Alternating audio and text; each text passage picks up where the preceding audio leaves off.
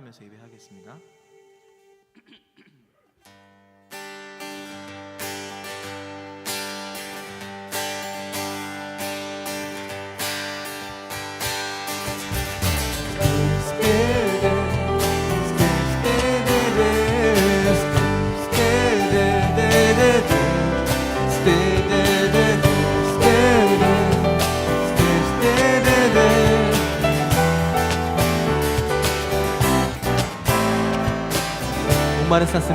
목마른 사슴이 시냇물 찾아 헤매든 내 영혼 주님을 간절히 알기 원하네.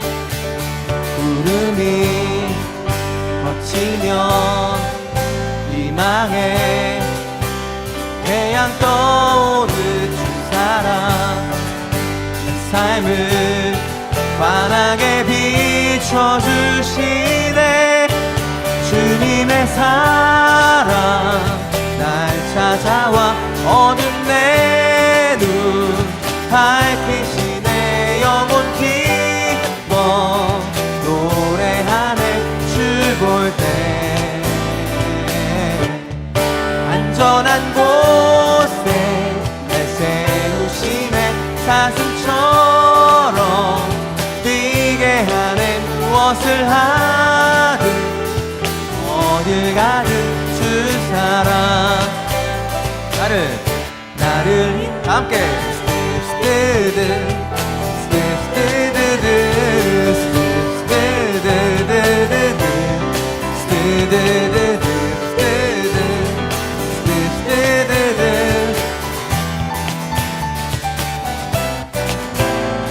다시 한번. 목마른 사슴이 시냇물 찾아 헤매든 내 영혼 주님을 간절히 알기 원하네.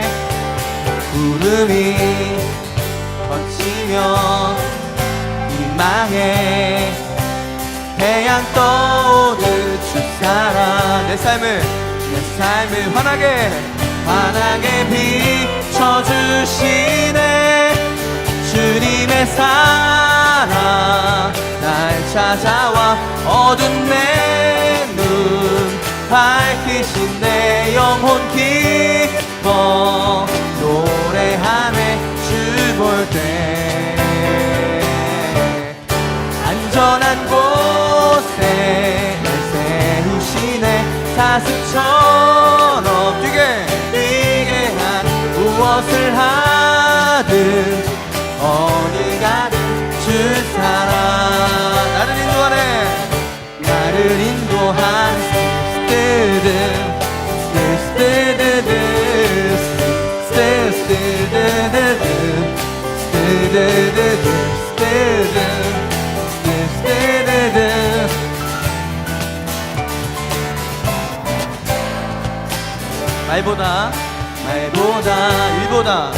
일보다 중심을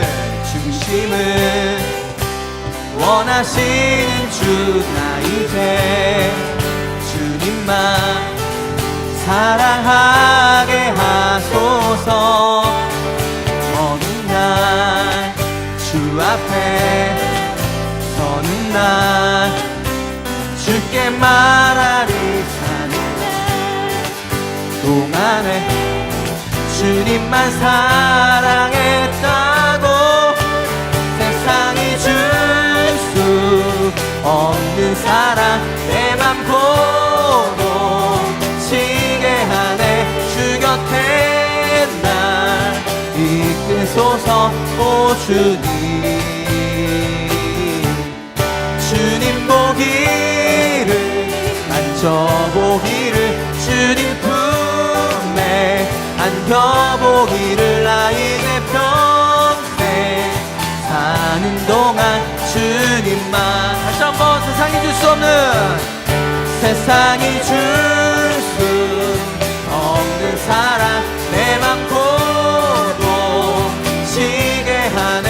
주 곁에 날 이끌 되소서. 오 주님, 주님 보기를 만져보기를, 주님 품에 안겨보기를. 나 이제 평생 사는 동안 주님만,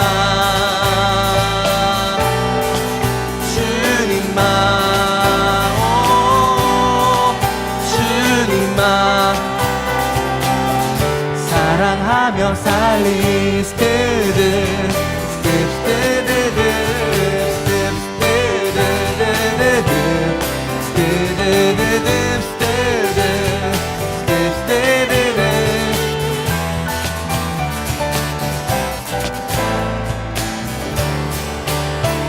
주님만 사랑합니다.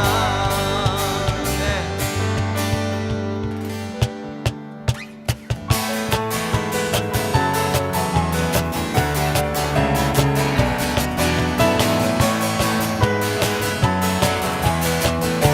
우리 함께 고백하고 선포합시다. 예수 나의, 예수 나의 첫사랑 되시네. 첫사랑 지존자 되신 그리스도 예수 찬양하리. 보좌 앞에 나의 삶이 향기로운 제사로 주께 드려지기 원하네. 다시 한번 예수 나의, 예수 나의 첫사랑 되시네. 내 첫사랑 지존자 되신 그리스도 예수 찬양하리. 보좌 앞에 나의 삶이 향기로운 제사로 주께 드려지기 원하네. 오직 주만 바라보며 나의 삶을 드리네.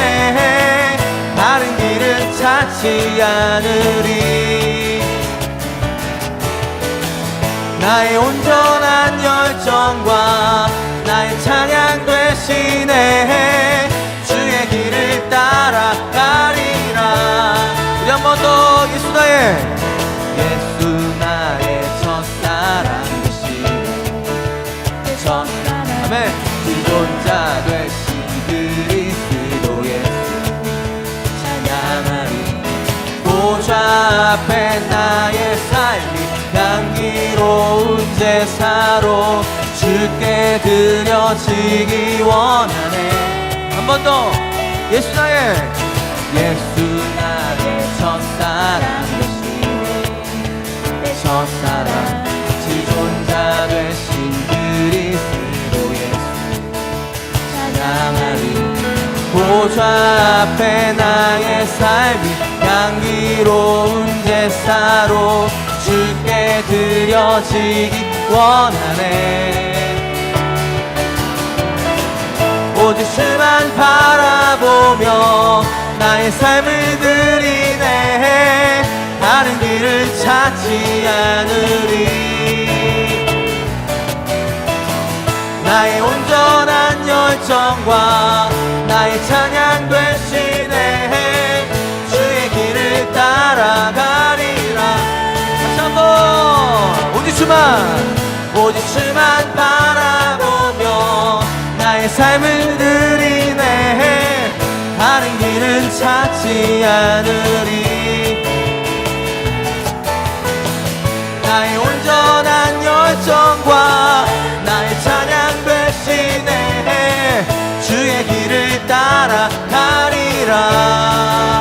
보좌 앞에 나의 삶 향기로운 제사로 주께 드려지기 원하네. 보좌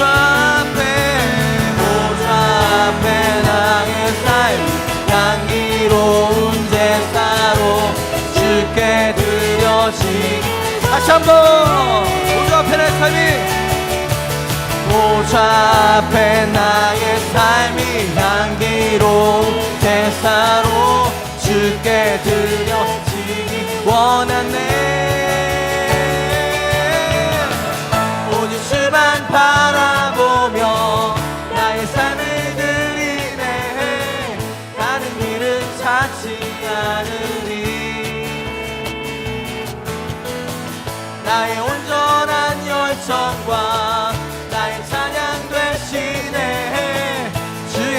길을 따라가리라. 오직 주만 바라보며 나의 삶을 드리네. 가는 길을 찾지 않으리. 나의 온전한 열정과 나의 찬양 대신에 주의 길을 따라가리라. 오직 주만 바라보며 나의 삶을 드리네. 가는 길을 찾지 않으리. 나의 온전한 열정과 나의 찬양 대신에 주의 길을 따라가리라. 한 번 더. 오직 주만 나의 삶을 드리네. 가는 길은 찾지 않으리. 오, 나의 온전한 열정과 나의 찬양 대신에 주의 길을 따라가리라.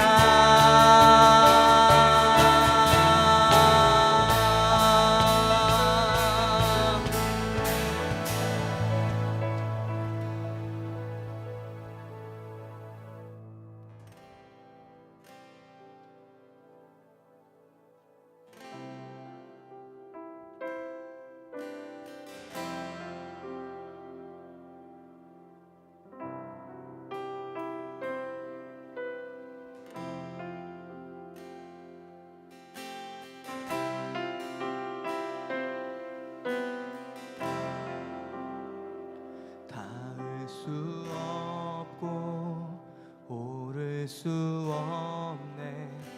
사망의 권세 놓인 우리 절망 가운데 하늘을 보며 주의 이름 나 부를 때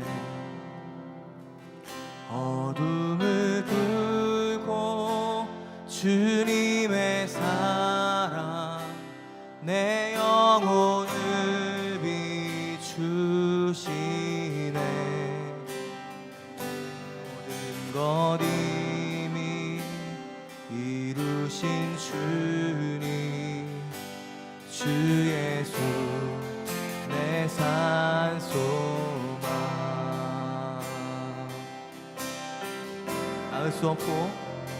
닿을 수 없고 오를 수 없네. 사망의 권세에 놓인 우리 절망 가운데 하늘을 보며 주의 이름 나 부를 때 어둠을 뚫고 주님의 사랑 내 영혼을 비추시네. 모든 것 이미 이루신 주님 주 예수 내 산소망. 할렐루야 할렐루야 주의 이름 찬양해. 할렐루야 자유 주셨네. 죄의 저주 끊으신 구원의 주 그 이름 주 예수 내 산소망.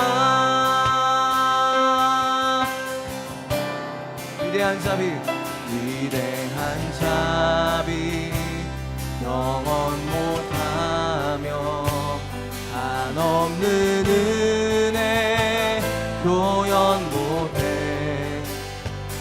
내 죄와 수치 지기 위하여 이 땅 위에 주 오셨네. 주의 십자가 날 구원하사 왕의 자녀 삼으셨네. 나는 영원히 주님의 소유, 주님의 소유, 주 예수 내 산소가. 할렐루야 할렐루야 주의 이름 찬양해. 할렐루야 내게 자유 주셨네. 죄의 저주 끊으신 구원의 주 그 이름 주 예수 내 산소가. 할렐루야 할렐루야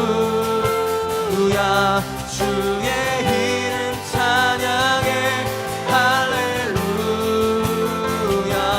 내게 자유 주셨네. 죄의 저주 끊으신 구원의 주 그 이름 주 예수 내 산소가.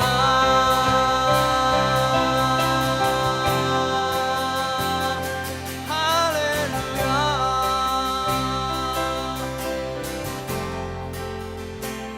언약의 말씀 이루어지나치 주님의 호흡 시작됐네. 죽음 이기신 유다의 사자 우리의 주 부활하셨네. 다시 한번 선포하면서 언약의 말씀 이루어지나치 주님의 호흡 시작됐네. 죽음 이기신 유다의 사자 우리의 주 부활하셨네. 예수 주 승리하셨네.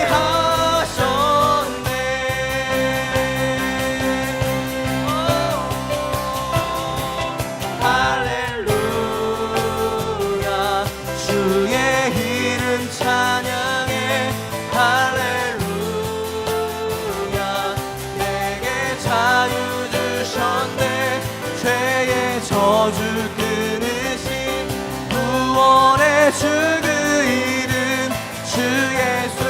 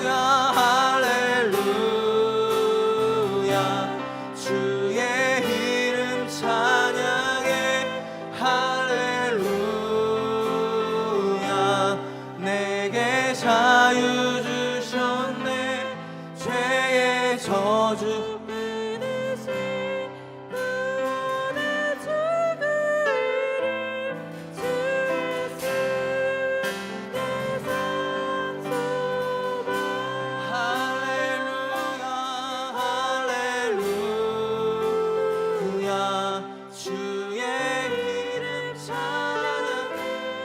할렐루야. 내게 자유 주셨네.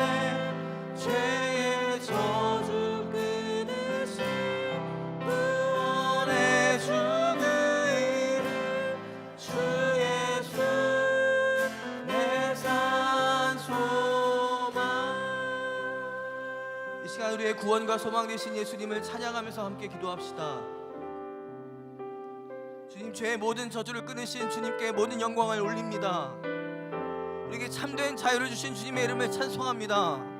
우리를 용서하시고 우리를 자녀 삼으시고 우리를 항상 우리와 함께 동행하시는 우리의 구원 되시며 소망 되시며 우리를 다스리시는 주님의 이름을 높여드립니다. 주님, 우리의 찬양과 영광을 받으시옵소서. 오늘도 우리에게 말씀하시고 예수님의 성령으로 우리를 가득히 채워주시옵소서. 이 시간 다시 한번 주님의 이름을 높이면서 함께 기도하며 나가겠습니다. 같이 기도하겠습니다.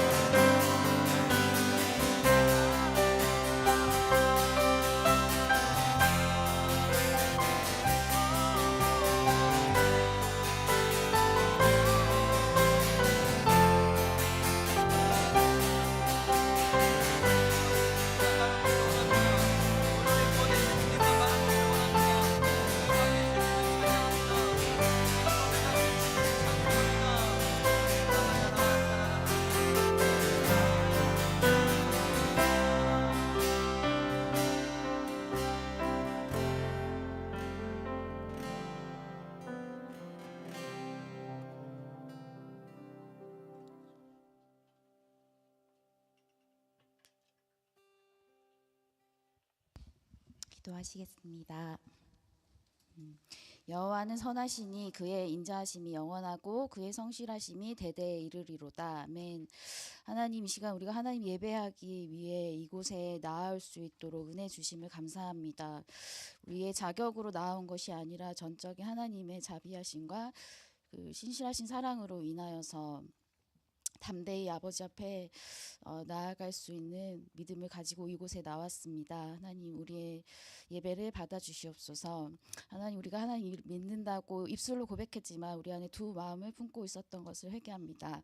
또한 하나님을 주로 입술로 고백하지만 나의 원하는 것을 따라 하나님의 뜻을 선택적으로 받아들였던 것을 회개합니다.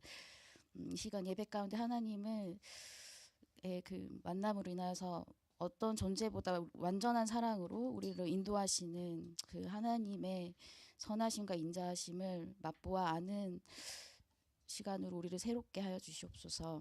하나님, 이 시간 세상이 혼란한 가운데 있습니다. 그러나 하나님, 우리가 이 시간 주님 안에 거할 때 우리 성도님들 각각이 또 우리 좋은 나무 공동체가 이 땅에서 하나님 나라를 살아가는 빛과 소금된 삶을 살아가는 구별된 모습으로 있을 수 있도록 하나님 이 시간 은혜 베풀어 주시옵소서. 하나님, 선교지를 위해서 기도합니다. 김성기 정신영 선교사님 가운데 육체와 정서와 그 영혼이 하나님 앞에 강건할 수 있도록 모든 필요를 채워주시고 김대희 양효진 선교사님께 신실한 동역자를 붙여주시기 원합니다. 또 하나님 성남 도시사역 이 화요모임 준비가 가운데 있는데 하나님 앞에 정결하게 준비되어 질 수 있도록 은혜 주시옵소서. 하나님, 이 시간 우리가 말씀을 듣습니다. 계속해서 말씀을 통해 좋은 나무 교회가 하나님이 기뻐하는 공동체로 성숙할 수 있도록 우리 안에 겸손히 주님 앞에 듣고 배우는 마음을 허락하여 주시옵소서. 이 시간 모든 말씀 우리를 위해서 십자가에 죽으신 예수님의 이름으로 기도합니다. 아멘.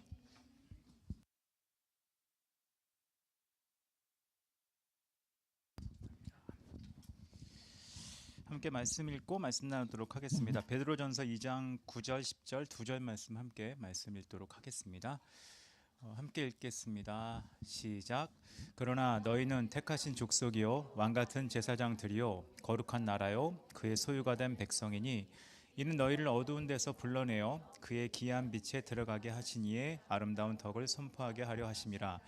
너희가 전에는 백성이 아니더니 이제는 하나님의 백성이요 전에는 긍휼을 얻지 못하였더니 이제는 긍휼을 얻은 자니라. 아멘.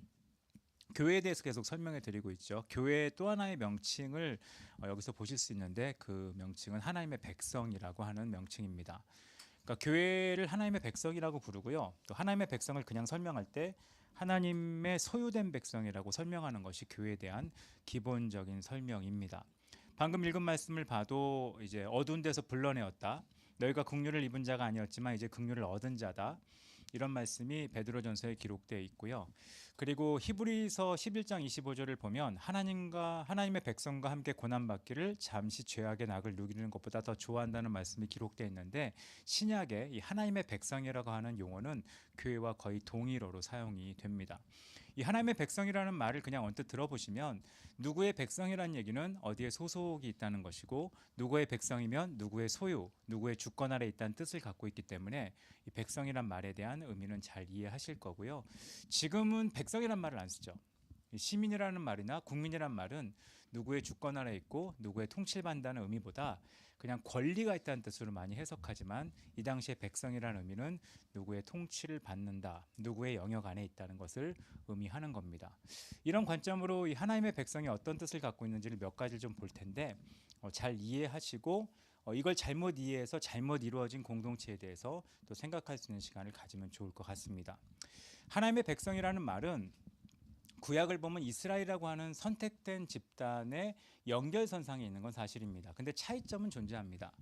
어떻게 차이점이 존재하냐면 그 신약에서 이제 하나님의 백성을 새 이스라엘이라고 부르는데 이 새 이스라엘은 구약의 이스라엘 같은 경우는 자연적 혈통의 결정이 납니다.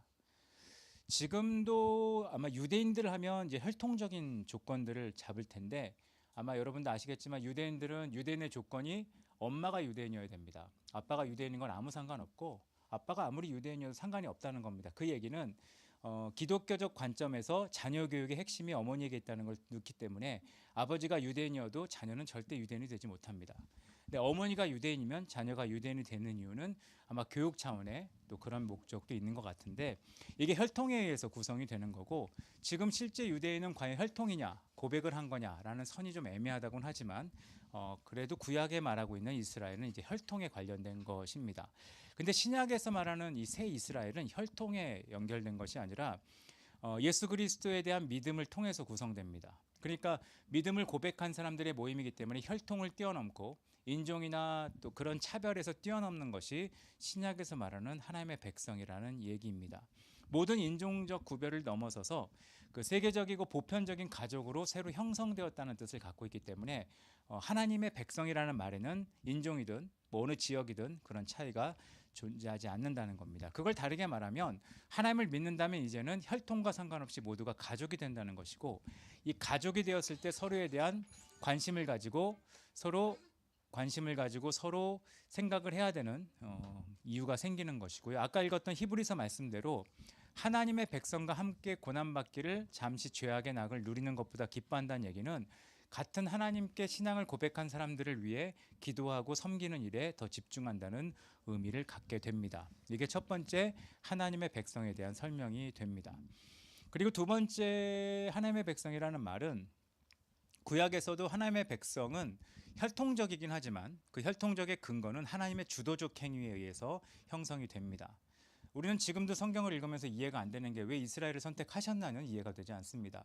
거기에 우리가 대답할 수 있는 유일한 길은 하나님이 주도적으로 이스라엘 백성을 선택했다는 건데 그래서 하나님의 선택과 부르심이라는 것이 성경에 나와 있고 이해하지 못하지만 하나님의 주권과 선택에 의해서 아브라함이 부름받고 모세가 부름받고 또 하나님이 계약을 맺음으로 이스라엘 사람들이 백성이 됐다는 것이 구약에 기록되어 있죠.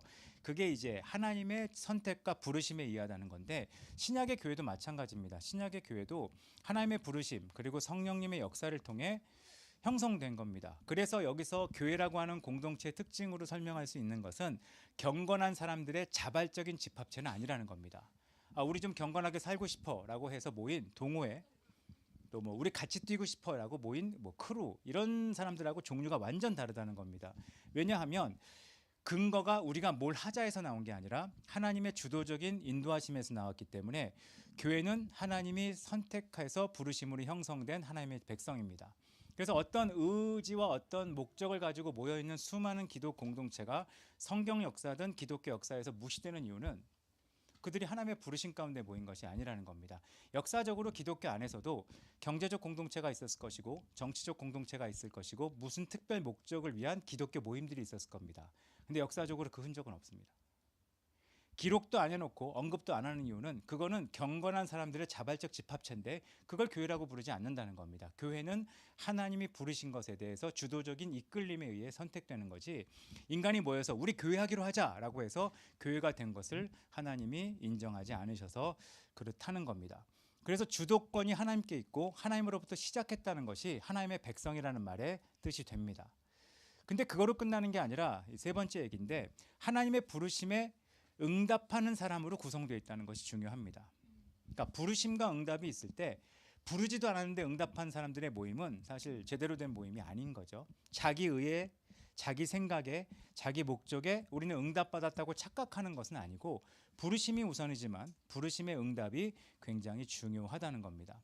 하나님의 선택과 부르심은 주님의 몫이지만 그것에 대해서 신앙적인 응답하는 것은 우리의 몫이 되는 겁니다. 그래서 하나님의 부르심에 응답하는 사람이 없이 교회를 생각할 수 없고, 그냥 사람이 모여있다고 교회가 아니고 어떤 의지를 가지고 모여있다고 교회도 아니고 어떤 목적을 가지고 모였다고 해서 교회가 아니라 하나님이 부르셨는데 그 부르심에 응답하는 것이 교회라고 하는 겁니다.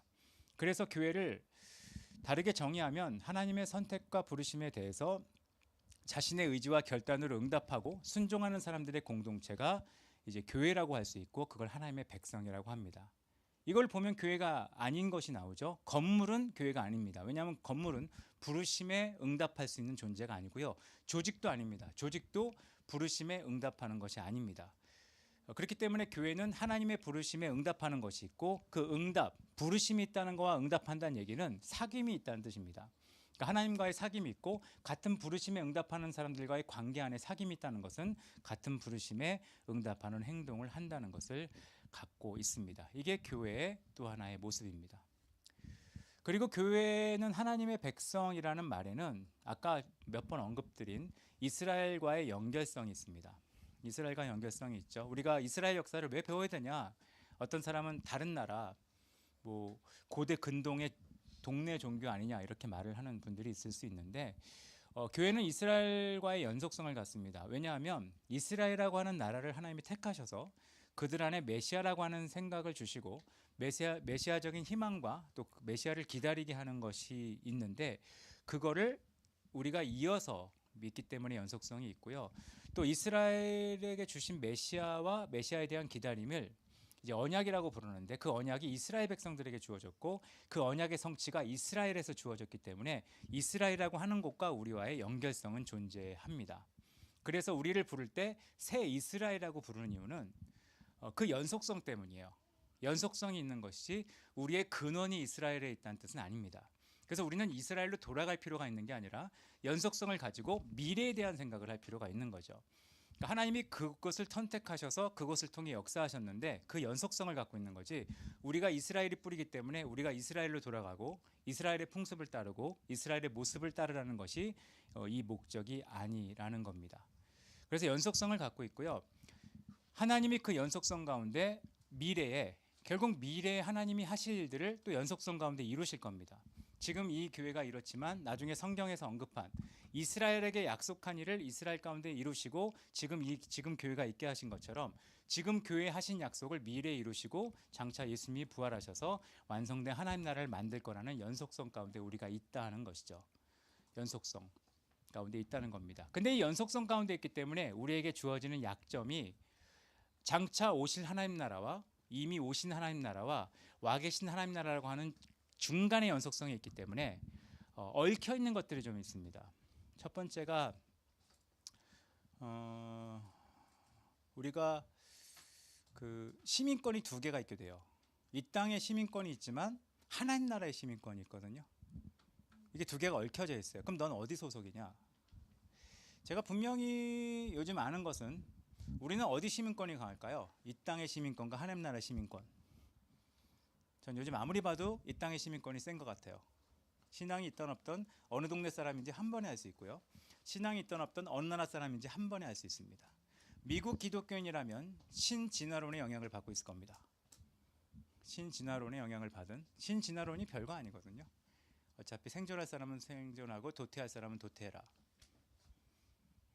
그게 이제 신진화론인데, 신진화론적인 사고를 갖고 있는 사람이 아마 앨런 머스크와 그런 사고방식이 꽤 있을 거라고 생각을 합니다. 근데 그거에 대한 논란은 꽤 있는데 미국에 있는 사람들은 그 생각을 갖고 있겠죠. 한국에 있는 기독교인들은 또 비슷한 생각을 갖고 있겠죠. 그럼 내가 어디 시민권이 있느냐에 의해 그 시민권의 영향이 하나님 나라에 속했냐 아니냐보다 더 강한 게 지금 현실인데, 분명히 말하는 것은 우리의 진정한 의미의 시민권은 하나님 나라에 있기 때문에 미국에 있던 한국에 있던 유럽에 있던 기본적 생각은 하나님 나라에 더 가까워야 되는 것이 정상적입니다. 그게 성령의 역사인데, 지금은 그 역사가 강하지 않은 시대에 살기 때문에 어느 나라에 사는지, 어느 시대에 사는지, 어느 지역에 사는지가 기독교인에게 더 드러나는 것이 이제 문제가 되는 거겠죠. 근데 이 두 가지의 갈등은 늘 있고요. 그래서 역사적으로 그 두 가지 시민권 안에 갈등하다가 이 땅에 있는 시민권에 좀 더 무게를 둔 사람들이 늘 존재했었습니다. 근데 성경은 놀랍게도 그런 사람들에 대한 언급이 그렇게 크지 않습니다.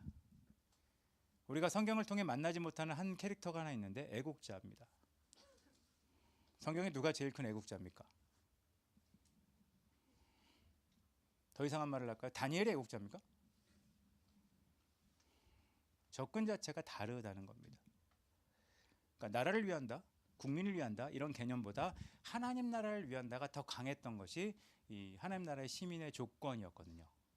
그래서 그거를 좀 생각해 볼 필요가 있고요. 예수님 당시에도 제가 몇 번 언급한 열심당원이 왜 제자 중에 별로 못 들어오느냐, 그런 이유들도 생각해 볼 수 있는 주제라고 생각합니다. 그리고 이거 말고 얽힌 게 하나가 있는데, 제가 언급드린 적이 있는데, 우리가 장차 오실 하나님 나라와 이미 왔던 하나님 나라와 이미 와 계신 하나님 나라 사이에 있기 때문에 이 연속성 안에 우리가 갖고 있는 좀 얽혀 있는 것 중에 하나가 신분이 두 개가 얽혀 있게 됐습니다. 아까 이 땅의 시민과 하나님 나라의 시민이라는 것과 동시에 우리가 죄인이면서 의인이라는 이 동시적인 신분을 동시에 갖게 됐습니다. 그래서 우리는 의인이에요. 왜 의인이죠? 예수님이 우리 의롭다고 했기 때문이에요. 그럼 진짜 의인이냐? 아니요, 상태는 죄인이에요. 우리의 공식 명칭은 성도입니다. 거룩한 물입니다. 근데 실제로 거룩하냐 그러면 딱 봐도 거룩한 게 별로 안 보인단 말이에요.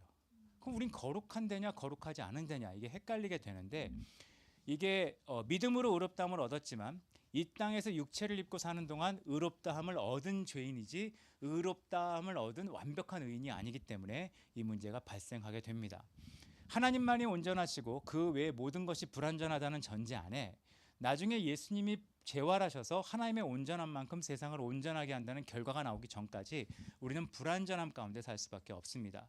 그래서 교회는 완전한 것이 아니라, 기독교는 완전한 것이 아니라, 기독교의 메시지는 완전한 것이 아니라, 기독교 공동체는 완전한 선택을 하는 게 아니라, 기독교에서 외치는 외침은 늘 완전한 것이 아니라 늘 오류를 범할 수 있고 죄악에 빠질 수 있다는 전제를 갖고 있어야 됩니다. 그래서 교회가 말했다, 기독교에서 말했다, 기독교 지도자가 말했다, 교회들이 모여서 얘기했다를 무조건 옳다고 말할 수 없는 시대에 우리는 살고 있다는 겁니다. 그래서 교회가 해야 될 일은 부단한 회개. 회개가 뭐죠? 내가 잘못했답니다. 회개가 아닌 건 뭐예요? 제가 잘못했답니다. 회개는 이런 겁니다. 더러운 사람이 있어요. 회개, 저는 더러워요. 이게 회개입니다. 근데 회개가 아닌 건 뭔지 아세요?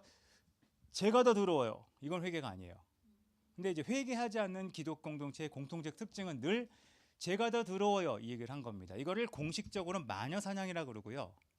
지금도 기독교가 굉장히 선호하는, 기독교가 타락했다라고 외치면 기독교는 자기 방어적으로 어떤 걸 할까요? 우리보다 더 타락한 대상을 잡아 거기를 맹렬히 비난합니다. 그러면 깨끗해지느냐? 나보다 더러운 사람을 아무리 더럽다고 외쳐도 나는 하나도 깨끗해지지 않습니다. 내가 씻어야 되는데, 그래서 기독교는 부단한 회개를 해야 되는 게 정상이고요. 그 부단한 회개가 있어야 하나님의 용서를 경험하기 때문에 회개와 용서를 통해 우리가 얻는 일이 뭐예요? 변화가 일어납니다. 변화가 일어나면 갱신이라는 게 생기고요. 갱신과 변화는 우리를 변화시켜서 예수님을 닮게 된다는 겁니다. 근데 문제는 사람은 시간이 지날수록 변화를 꿈꾸지 않습니다. 내가 옳다고 생각합니다. 기독교는 혁명으로 세상을 바꾼 적이 없고요. 기독교는 인구수로 세상을 바꾼 적이 없고요. 기독교는 권력으로 세상을 바꾼 적도 없고요. 기독교는 학력으로, 기독교는 부로, 기독교는 힘으로 세상을 바꾼 적이 없습니다. 딱 하나로 세상을 바꿨습니다. 회개입니다. 회개하지 않는 모임과 회개하지 않는 공동체와 회개하지 않는 선포는 세상을 바꿀 리가 없습니다. 왜냐하면 회개하지 않는다는 것은 본인들이 완전하다는 걸 고백하는 것이고, 완전하다는 고백은 더 이상 바뀔 게 없다는 것을 선언하기 때문에 어떤 변화가 일어나겠습니까? 그렇기 때문에 우리는 죄인이면서 의인이라는 걸 인정하고 부단히 회개하고 돌이키고 변화하고 갱신하는 일을 계속해야 됩니다. 그래서 교회는 언제나 변화되어야 될 공동체입니다. 이 정도면 됐다, 변화가 끝나고요. 이 정도면 옳다, 변화가 끝나고요. 우리는 마저 변화가 끝나는 겁니다. 끝없이. 그래서 얘기하잖아요. 그 가장 뛰어난 바이올리니스트들이 가장 자주 하는 게 튜닝이잖아요. 그 인간들 지독하게 튜닝합니다. 왜냐? 계속 음이 틀어질 거라는 걸 생각하기 때문입니다. 근데 자뻑인 연주자는 튜닝을 하지 않습니다. 그런 거랑 비슷한 것 같아요. 그래서 끝없이 변화가 필요하다는 겁니다. 그리고 하나님의 백성이라는 말은 이스라엘과 연계성 중에 하나가, 이스라엘을 하나님이 선택하신 이유는 이스라엘만을 위한 게 아니었습니다. 이스라엘을 통해 어떻게 하기 위해서요? 온 세계가 구원을 받게 하기 위해서입니다. 동시에 하나님이 하나님의 백성을 선택하신 이유는 연결점이 같은 거죠. 그 창세기 12장을 보시면 아브라함을 선택한 이유는 너를 통해 복을 흘려 보내기 위해서라고 말씀하셨어요. 그리고 출애굽기 19장을 보면 이스라엘 백성을 선택한 이유가 제사장 나라가 되게 하기 위해서예요.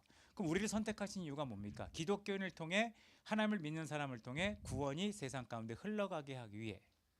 아까 읽었던 그 베드로 전서 말씀을 통해 하면 하나님의 아름다운 덕을 선포하게 하기 위해서라고 말을 합니다. 이 선포하게 하기 위해서라는 것은 우리가 존재하는 목적은 우리가 잘 되기 위해서가 아니라는 거예요. 이게 아브라함에게 주신 부르심과 똑같습니다. 너는 복이 된다는 말은 그 복이 네게 아니란 뜻이에요. 복이 복을 누리지 못합니다. 복은 복을 누리지 못하죠. 복은 복이 누리지 못하죠. 예를 들어 너는 음료수다라고 말을 부르심을 줬다면 그 음료수는 자기를 마실 수가 없습니다. 남이 마셔야 되는 거예요. 똑같은 거거든요. 너는 얼음 냉수 같다는 얘기는 내가 시원함을 누리는 게 아니라 누가 마실 때 시원해진다는 뜻이거든요. 복도 마찬가지 개념인데 기독교도 마찬가지예요. 기독교의 존재 이유, 그리고 교회의 존재 이유는 하나님이 원하시는 복을 세상 가운데 흘려보내기 위해서라는 겁니다. 그래서 교회가 타락할 때의 공통적 특징은 교회가 흘려보내기를 멈추고 자신을 위해 철옹성을 쌓을 때 기독교는 타락하기 시작합니다. 왜냐? 부르심이 그게 아니거든요. 부르심이 그게 아니거든요. 몸에 그런 기관들이 많이 있거든요. 제가 부자 예를 들을 때 한번 말씀드렸어요. 그 부자가 성경에서, 탈무드에서 얘기하는 부자가 몸의 기관 중에서는 심장과 같다 그랬죠. 심장의 역할은 온몸에 피를 공급하는 겁니다. 폐의 역할은 뭐겠어요? 온몸에 공기를 공급하는 거겠죠. 근데 폐와 심장이 결정을 해요. 오늘부터 내가 쥐기로 했어. 왜 남만 퍼줘야 돼? 나는 나만 살기로 했어. 폐가 더 이상 온몸에 보내지 않고 심장이 온몸에 보내지 않는다. 그럼 어떻게 되겠습니까? 몸 죽고요. 그 다음에 심장, 폐도 죽어요. 똑같이 되는 거거든요. 교회가 이제 그렇게 가게 만드는 원인이 일어나게 되어 있다는 겁니다. 그래서 하나님의 백성이라고 하는 개념에는 이렇게 많은 뜻이 들어가 있습니다. 교회가 무엇인지. 그래서 반복해 말씀드리면 교회는 스스로 경건한 자들의 모임이 아닙니다. 그리고 교회는 특정 목적으로 모인 사람들의 모임도 아닙니다. 그리고 교회는 건물도 아니고 교회는 조직도 아닙니다. 그리고 교회는 두 가지 신분이 겹쳐 있기 때문에 이 땅에 시민권을 둔 사람들의 동호회 같은 모임도 아닙니다. 하나님 나라의 시민권을 둔 사람들이 죄인으로 아직 살기 때문에 끝없이 변화되어서 여전히 하나님의 뜻을 세상 가운데 드러내기 위해 사는 존재라는 겁니다. 그래서 하나님의 백성으로 사는 방법이 무엇인가?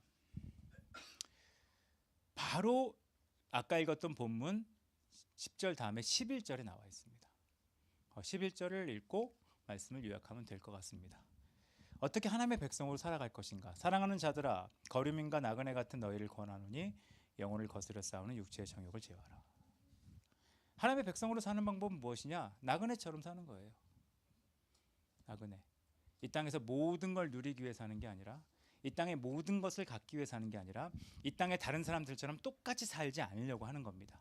그 방법을 뭐라고 제시해요? 영혼을 거슬려 싸우는 육체의 정욕. 육체의 정욕이 별거 아니에요. 나도 하고 싶어요. 왜 하고 싶어요? 여기서 영혼이 살 것 같으니까. 그것과 거슬려 싸우는 거예요. 왜 거슬려 싸워야 되죠? 이 거슬려 싸우는 거와 거슬려 싸워야 돼요. 좀 같은 말이라고 생각합니다. 왜냐하면 하나님의 백성으로 살려고 하는 대부분의 것을 육체의 정욕은 거슬려 싸우고 있습니다. 거슬려 싸우게 돼 있어요. 나도 하고 싶어요. 성경 보시면 그렇잖아요. 왜 이스라엘 백성뿐만 아니라 태초 인간이 타락했습니다. 나도 저거 먹고 싶어요. 나도 저 사람들처럼 살고 싶어요. 나도 저런 건물 갖고 싶어요. 나도 저렇게 누리고 싶어요가 결국 거슬려 싸우게 되어 있거든요. 하나님의 백성으로 산다는 것은 육체의 정욕을 제어하는 겁니다. 육체의 정욕을. 그래서 12절의 말씀이 뭐라고 되어 있냐면 이방인 중에서 행실을 선하게 가져 너희를 악행한다고 비방하는 자들로 하여금, 비방하는 자들이 있을 거예요. 교회가 뭐 이러냐, 기독교가 뭐 이러냐, 그런 사람에게 어떻게 하라고요? 너희 선한 일을 보고 하나님께 영광을 돌리게 하라. 여기서 말하는 선한 일은 뭐겠습니까? 하나님을 닮아 하나님처럼 구별되어 하나님과 전혀 다른, 그러니까 세상과 다른 가치와 관점을 갖고 살아가는 삶을 통해 하나님을 나타내라는 겁니다. 그래서 반복해서 말하지만 기독교는 똑같으면 안 됩니다. 똑같으면 안 됩니다. 아, 너도 결국 시대의 산물이구나. 그건 기독교인이 들어서는 안 됩니다. 너도 결국 그 동네 사람이구나. 그런 얘기를 들어서도 안 됩니다. 너도 별 수 없이 그 지역 사람이구나. 그 얘기를 들어서는 안 됩니다. 이거를 이제 조금 전문적인 말로 기독교는 초문화적으로 살 필요가 있습니다. 초문화적으로. 유행에서 조금 뒤로 빠져서, 그 시대 유행에 좀 따라서. 왜냐하면 유행을 따르다 보면 모든 성경 말씀도 문화로 해석하거든요. 요즘 문화에 안 맞아요. 요즘 유행이 이게 아니에요. 요즘 시대가 이런 시대가 아니에요. 요즘 추세가 이게 아니에요. 그게 뭐겠습니까? 영혼을 거슬려 싸우는 육체의 정욕이에요. 요즘은 트렌드가 이거예요. 요즘은 이게 대세예요. 요즘은 이거 먹어야 돼요. 요즘은 이때 어디 가줘야 돼요. 요즘은 애를 이렇게 키워야 돼요. 요즘은 직장을 이렇게 해야 돼요. 요즘은 돈을 이렇게 얻어야 돼요. 이게 다 육체의 정욕이에요. 이걸 이기려면 하나님을 닮은 일을 해야 되거든요. 이스라엘 백성이 왜 고생하며 살았는지 아십니까? 구약을 보면 그 시대 다른 나라들과 다르게 살아야 됐거든요. 결국 똑같기를 결정했잖아요. 왕을 뽑고. 하나님의 백성이라는 건 그런 의미가 있습니다. 만약 우리가 외치는 구호가 세상과 똑같다면, 만약 기독교가 외치는 외침이 세상과 똑같다면, 뭐구나, 요즘 무슨 거구나, 그러면 그때 잠깐은 의의가 있겠죠. 그러나 아무것도 남지 않는 일이 될 수 있다는 겁니다. 베드로서에서의 권하는 거예요. 권하는 거예요. 육체의 정욕을 제어하십시오. 제어하십시오. 지켜야 될 것은 다 지키고 살되 육체의 정욕을 제어하십시오. 그러면 여러분의 삶에 하나님의 백성인 것이 나타날 거라고 생각을 합니다. 그런 기독교인이 필요한 시대라고 생각을 해요. 기독교인이 필요한 시대. 세상에선 기독교인을 뭐라고 생각할까? 전 늘 고민이긴 한데, 하나님의 백성으로 생각할까? 하나님은 하나의 구호, 하나님의 백성은 하나의 명칭에 불과한 것처럼 보일 텐데, 결국은 우리가 보이는 것이 하나님이 누구냐를 나타내게 되어 있습니다. 하나님이 누구냐를 나타내기 위해 이 땅에 세우신 교회로서 살아가는 우리 모두는 오늘 나눈 것처럼 다르게 살 필요가 있습니다. 권하기는 나그네 같은 태도를 가지시고 하나님이 원하시는 하나님의 백성으로 살려고 하는 모든 것에 거슬려 싸우는 육체의 정욕을 제어하여 이방인 중에서 악행하고 비방하는 자들로 하여금 저주하는 게 아니라, 욕하는 게 아니라 당당히 선한 일을 보고 하나님께 영광 돌리게 할 수 있는 일은 할 수 있는 하나님을 닮은 모습들을 나타내는 여러분 모두가 되셨으면 좋겠습니다. 그리고 기도하는 것은 그런 교회들이 한국에 나타났으면 좋을 것 같습니다. 전 옛날부터 제가 주장하는 건 단순해요. 동성애 전 반대합니다. 동성애 나쁩니다. 근데 동성애랑 싸우려면 기독교 가정이 행복해야 돼요. 동성애자들이 외치는 게 가정이거든요. 그리고 동성애자들이 외치는 게 가정의 행복이거든요. 그리고 더 큰 문제는 동성애자들이 외치는 게 자기들은 외도나 불륜하지 않는다예요. 그리고 가정을 깨지 않는다를 그들은 끝없이 외칩니다. 근데 기독교는 동성애를 나쁘다고 해요. 나빠요. 근데 그거보다 더 강력한 힘을 가지려면 기독교인이 스스로 보여야 될 거 아니에요.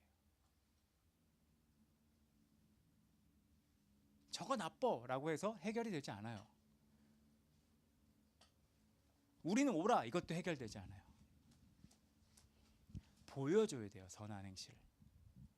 그게 우리의 삶의 목적이기 때문에 자녀 교육도 부부 생활도 가정의 모든 일도 우리는 조금 다르게 살 필요가 있습니다. 그런 하나님의 백성으로 살아갈 수 있는 우리 여러분 교회 공동체가 되었으면 좋겠습니다. 같이 기도하겠습니다. 이 시간 하나님의 백성이라는 게 뭔지를 조금 설명하는 시간을 가졌습니다. 아주 좋은 뜻이죠. 하나님의 백성. 근데 이 뜻 안에는 우리는 똑같을 수 없다는 걸 이야기합니다. 이스라엘이 타락하기 시작할 땐 이방인과 똑같은 걸 원했을 때고요. 이스라엘 백성이 타락하기 시작할 땐 가나안을 부러워하기 시작했을 때고, 교회가 타락하기 시작했을 때는 세상 것이 좋아 보였을 때 그런 일이 벌어졌습니다. 우리도 마찬가지예요. 세상을 등지고 살 수 없습니다. 세상 가운데 살지만 세상에 섞이지 않고 세상 가운데 도드라질 수 있는 것이 기독교인의 특권인데, 하나님 우리가 도드라질 수 있도록, 나그네처럼 살면서 도드라질 수 있도록, 육체의 정욕을 제어하고 도드라질 수 있도록 선한 일을 선택하고 주님 안에 살기로 결정하는 일들이 반복되게 하셔서, 너희의 정체성은 누구냐? 너는 어디 편이냐? 너는 어느 쪽이냐라고 말할 때 우리는 하나님 쪽이다. 넌 좌냐 우냐? 아니에요. 우리는 하늘 쪽이에요. 말할 수 있는 우리가 될 수 있게, 그런 공동체가 나올 수 있게 역사해 달라고 이 시간 잠깐 기도하는 시간 갖도록 하겠습니다. 같이 기도하겠습니다.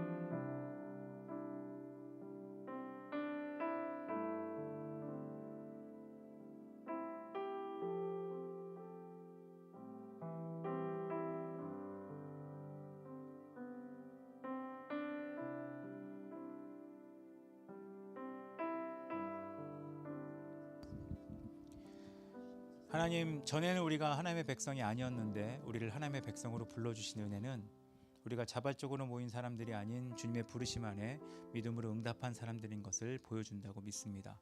그리고 하나님이 우리를 부르신 이유는 그냥 너 잘 살아라 라고 부르신 게 아니라 우리를 통해 하나님을 나타내고 싶으셔서, 우리를 통해 주님의 아름다운 덕을 드러내고 나타내고 싶어서 부르셨다는 것도 지금 잠깐 나눴습니다. 우리가 그런 사람으로 살 수 있게 해주시옵소서.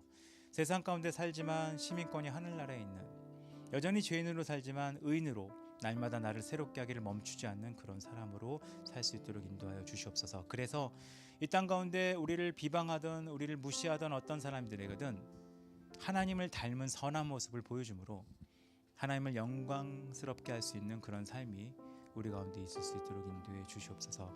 기도하기는 이 땅에 기독교인들을 주님 일으키시고 새롭게 하셔서 그냥 21세기에 대한민국에 이런 정세에 살아가는구나를 티를 내는 사람으로 사는 게 아니라, 그럼에도 불구하고 그 와중에도 시민권이 하늘에 있고, 그 와중에도 소망이 예수님께 있고, 그 와중에도 하나님 안에 변화되기를 멈추지 않는 사람으로 살아가고 있다는 걸 증명할 수 있는, 신약에 기록되어 있는 이스라엘 사람들, 예수님이 오신 이후에 이스라엘 사람들이 국적이 로마였고 할 수 있었던 일이 로마로부터 독립운동이었지만, 이들에게는 그들의 국적, 그들이 하고 있는 정치적, 경제적 무브먼트가 나온 게 아니라 하나님 나라의 모습이 나왔던 것처럼 우리에게도 그런 모습이 나올 수 있는 공동체와 사람들이 세워지게 역사하여 주시옵소서.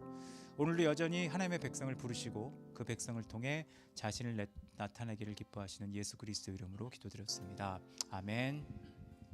닿을 수 없고 오를 수 없네.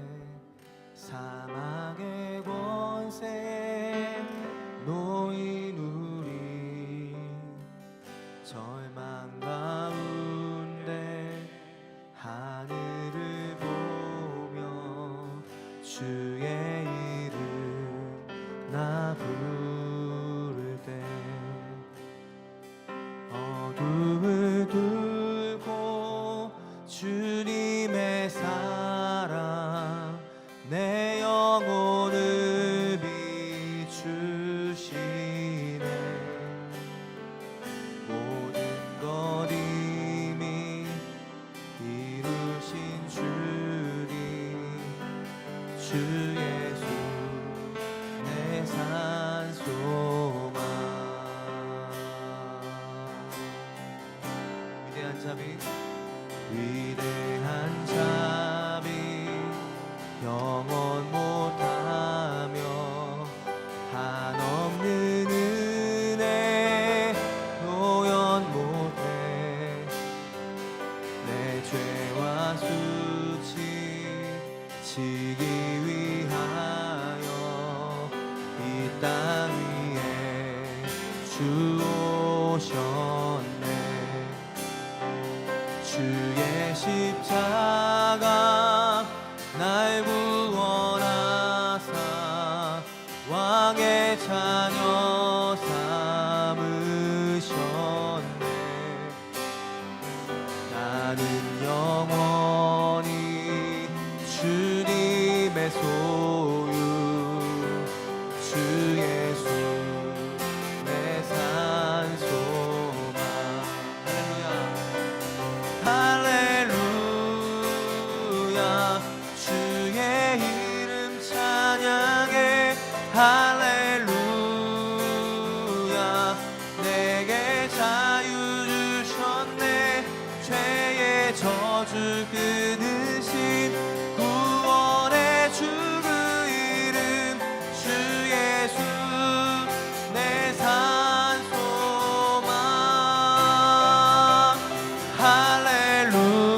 할렐루야 주의 이름 찬양해. 할렐루야 내게 자유 주셨네. 죄의 저주 끊으신 구원의 주 그 이름 주 예수 내 산소망. 한 번 더 할렐루야. 할렐루야 주의 이름 찬양해. 할렐루야 내게 자유 주셨네. 죄의 저주 구원의 주 그 이름 주 예수 내 산소망. 주 예수 주 예수 내 산소망. 주 예수 내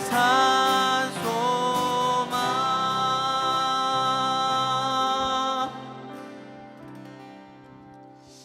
지금은 우리 주 예수 그리스도의 은혜와 아버지 하나님의 놀라우신 사랑과 성령 하나님의 교통하심이 우리를 하나님의 백성으로 삼으시고 우리를 통해 자신을 나타내기로 결정하신 하나님의 은혜를 따라 그 백성답게 살기로 결정한 여기 있는 모든 한 명 한 명 위에 이제로부터 영까지 함께 있을지어다. 아멘.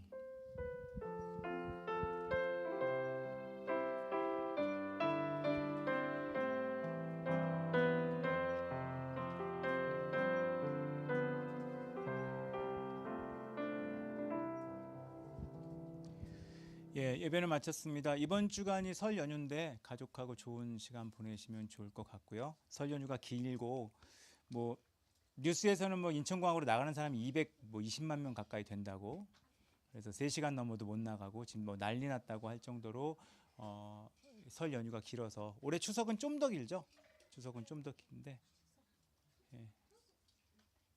설 연휴는 그렇고 추석은 열흘 정도 돼서 더 길다고 하는데 아무튼 가족과 좋은 시간 잘 보내시면 좋겠고 화요일 날 내일하고 화요일 날 눈이 좀 온다고 해서 아마 교통도 좀 조심하시고 그렇게 보내시면 좋을 것 같습니다. 그리고 한 주 잘 보내시고 다음 주 주일에 뵙도록 하겠습니다. 서로 교제하시고요. 이웃 시간 가지시면 좋을 것 같습니다.